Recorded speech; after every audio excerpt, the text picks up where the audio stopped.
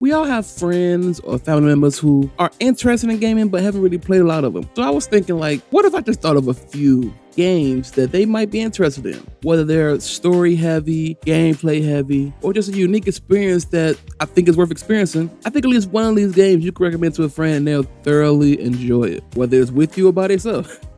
Let's get into it. In no order, the game that was stuck in my head for a long time was 12 Minutes. 12 Minutes was a hell of an experience. 12 Minutes is an interactive thriller game that takes place almost entirely in an apartment.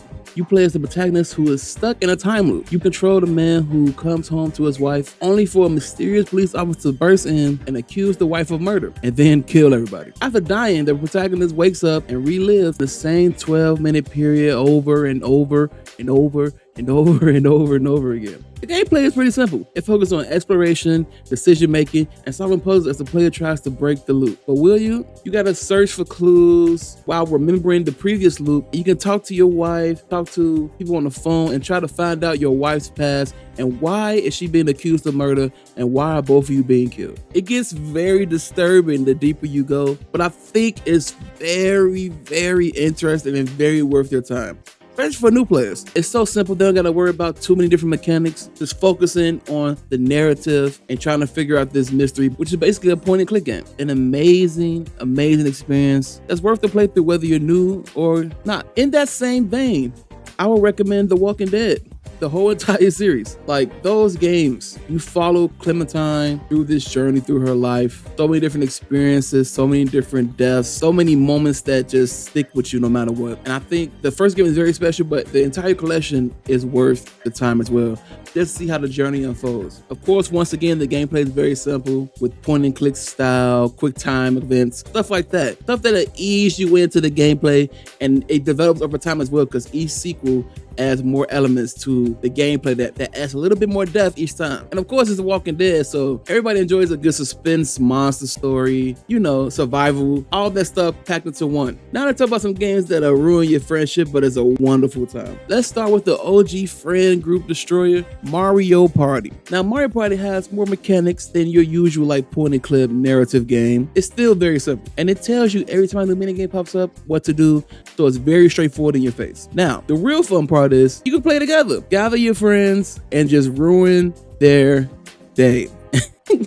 But you can just ease them into the pain. Well, once they get used to it, it's up. It's up. I'm sorry. I'm stealing your stars, stealing your coins. I'm ruining your day. Mario Party, 4 players, get-togethers, no matter what you're doing. It's an environment that'll teach a new gamer about different mechanics, how ruthless PvP games can be, and, you know, have fun for 45 minutes at a time. In that same vein, I would throw in Mario Kart as well. Mario Kart is the king racer, in my opinion. It is king when it comes to partying.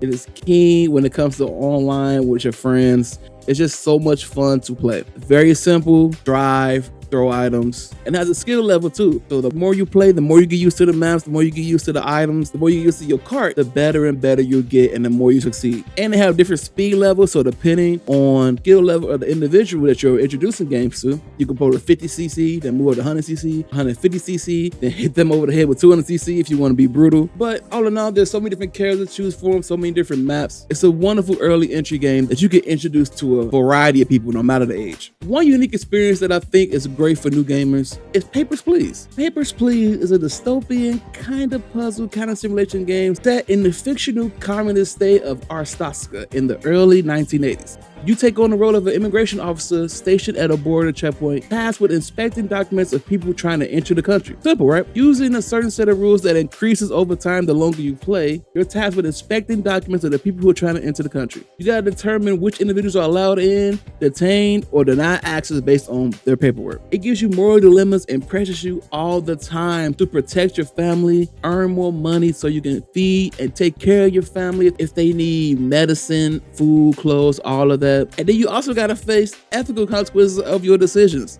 That sometimes shit can hit the fan. People be begging for your help, smugglers trying to smuggle stuff in, spies, people that's trying to start a revolution. All this can happen while you're working at this booth. It's a game that makes you think about your actions, your choices, and what would you do in a situation. Has multiple different endings, whether you succeed, live, die, It's up to you, really. Now let's get into some chill vibes, you know what I'm saying? There's a game that's always cozy, always calm, cool, collected to play, and that's Animal Crossing. I recommend Animal Crossing New Horizons because it's the newest one, but any one of them really works. Animal Crossing New Horizons is a life simulation game where you take control of the role of your own created character on a desert island, and it's your job to develop this island and make it a thriving community. The game is set in real time too, so when it's 9 p.m. your time, it's 9 p.m. in the game. It can even mimic your weather, all that stuff. It's a very immersive experience. You can stack basic resources like wood, rocks, and stuff like that. You eventually upgrade your house, build more infrastructure to make the island more livable for other people, and you get depth.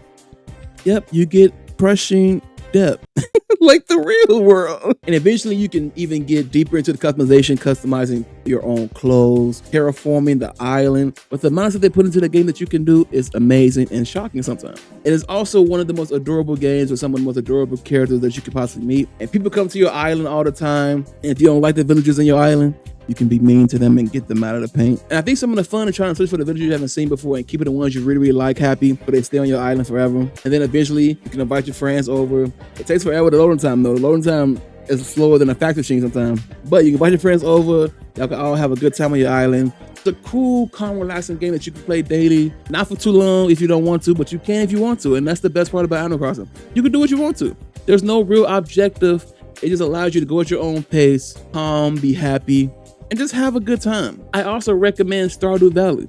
It's not as pretty as the other games when it comes to like 3D modeling, but the art style is amazing. Stardew Valley is an open-ended farming simulator RPG where you inherited a basically shitty farm from your family in a rural town because you wanted to escape the busy, terrible city and basically relax in the rural country. The gameplay revolves about managing the farm, growing crops, raising animals, fishing, mining, even fighting monsters in caves. Yeah, there's monsters in caves. The longer you play, the more upgrades you get, the deeper it gets, the more mechanics.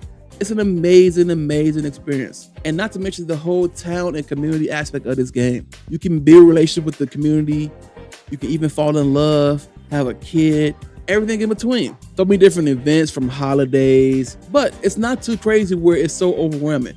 It starts you off slow and slowly paces you into getting bigger and bigger experiences. You have the freedom to do what you want to.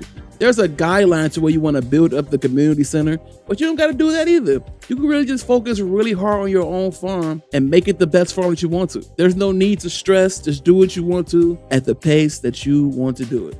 Which is kind of crazy that this game is still getting updated to this day. It's worth your time. It's worth the new player time. And you can play together. And even though this video isn't ranking games, I think my #1 recommendation for a new gamer to play is It Takes Two. It's probably the perfect co-op game. It Takes Two is a cooperative action adventure platform that revolves around a married couple, Cody and May, who are on the brink of divorce. Everything is falling apart in their lives. After telling their daughter about their plans to separate, they are magically transformed into tiny dog-like figures and are trapped in this strange form. They gotta work together to navigate a fantastical world filled with different challenges in order to find a way to return to their human bodies and on the way save their relationship. The game was designed for a 2-player co-op only, meaning you and your friend have to play together, no matter what. It's always split screen, no matter if you're online or not. It Takes Two has so many different mechanics, so much variety in it, that you never feel like you're doing the same thing over and over again.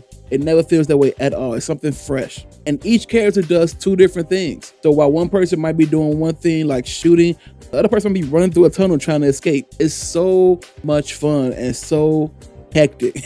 But it's not crazy hectic. It's just fun and exciting. For example, one player will be able to control time while one person can control space. That's how wild it can get. That's how wild it can get. It needs constant communication and you gotta work together or there's gonna be a lot of failures happening. But it's the best part about it. I personally enjoy yelling at each other and constantly demeaning each other with my friends. I don't know about y'all, but me and my friends love talking shit to each other. So it's the perfect game. Every level is themed around different aspects of their relationship and their emotional states as well, ranging from their childhood memories to the pressures of adulthood. It's a lot of humor as well. It's a very, very funny game. It's an emotional roller coaster, to be honest. It's one of the most creative games I've ever played in my life. It's that good. I usually recommend this game to anybody. So this game right here would be a perfect game for you and your friend to sit down and enjoy, whether it's your first experience or not. that's a few of my favorites that I would recommend to newer gamers. Let me know what y'all think. I know there's a lot of people who have friends that might be interested but don't know where to start. I thought about making this video. Let me know what some of y'all's are, and I might hit you with a second one, but that's it. That's all. Peace.